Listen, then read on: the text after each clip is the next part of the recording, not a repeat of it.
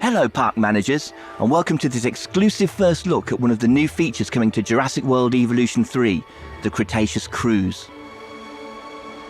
I'm Sandy, a principal designer on the game, and in this demo, I'm going to show you how to build this attraction through several enclosures, including the T-Rex. Hopefully everything goes to plan. Let's dive right in. I'm going to be building in our lovely Hawaii map. You can see we already have a lot going on here with a mix of enclosures. We've got some lagoons, aviaries and land enclosures, but also a number of new attractions. Floating in the background, you may have noticed a hot air balloon. And over here we have our new dinosaur encounter, where guests can pet your dinosaurs. These attractions are great, but what if you want something to go through an enclosure?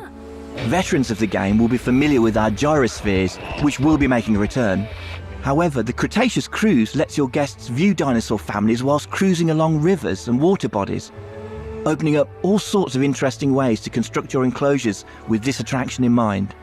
Like all our attractions, I'm going to need an entrance. We have our building already placed down. Jurassic World Evolution 3 now features modular building, meaning you can customize buildings like this to your heart's content. We have 3 enclosures we want this ride to pass through, so our guests get to see a wide variety of dinosaurs, including that T-Rex we mentioned. I've placed a couple of security cameras around. We should be safe if things get a little chaotic. Let's start adding a track. It's incredibly easy. Clicking here, I can simply lay down the route I want, adjusting the path to be curved or straight as needed. And while this is a great starting point, our new scenery pieces mean we can make these spaces even more interesting. Let's make the ride feel more dynamic by adding a rock arch. If we go into the scenery panel, we have a wide variety of rocks to choose from. Very easily, we're able to create something unique for our ride. And then I think we want another type of structure over the path. Over here, we have a structure we've turned into a blueprint.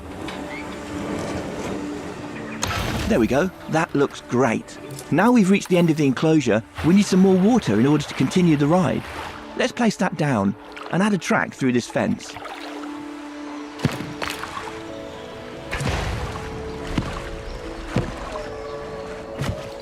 In this new enclosure, you can see that we have these elevated areas of terrain that can act as natural barriers to keep dinosaurs separated. You no longer need to rely purely on fences to house your dinosaurs. I'm also moving into deep water now. Deep water is a new feature and a need for some of our dinosaurs. Certain species will be able to navigate through the water or swim. We can see in this enclosure we have some brachiosaurs. They're able to wade through deep water. On the banks of the river, you can also see foliage we've laid down to create a canopy around this area. Let's use one of the compound brushes to finish off a section over here. The scenery brushes make detailing your spaces super simple. We now have our ride complete. Let's open it and head down to guest level. There's multiple perspectives you can choose from when interacting with the kayak. You can observe from third person, first person, or even take control of the ride.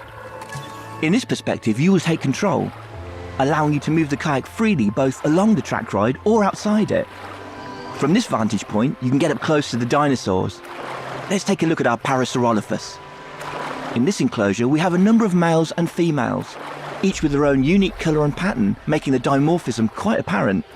Dinosaur traits will be able to pass down from generation to generation, with certain features being worth more to your overall park rating. Over here, we can see the juveniles as they play in their enclosure. They'll interact with each other as well as adults, so keep an eye out. As we head into the next enclosure, let's hop over to one of the guest kayaks and check out what they're able to see. Passing through the canopy, it's a great chance to call out just how good the new lighting and water in the game looks. It adds so much to the effect of this attraction. And finally, we make our way into the T-Rex enclosure. These guys can get a bit restless with boats travelling through, so you want to keep an eye, or preferably a security camera, on these sorts of enclosures. That about brings us to the end of our demo, and hopefully you can see just how creative and dynamic this new ride will be. There's so many ways to integrate it into your parks. I'm very excited to see what players will do with it when the game launches on October 21st.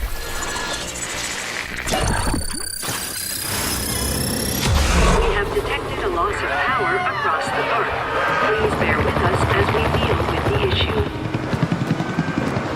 Ladies and gentlemen, as a precautionary measure and for your safety, please proceed to your nearest shelter.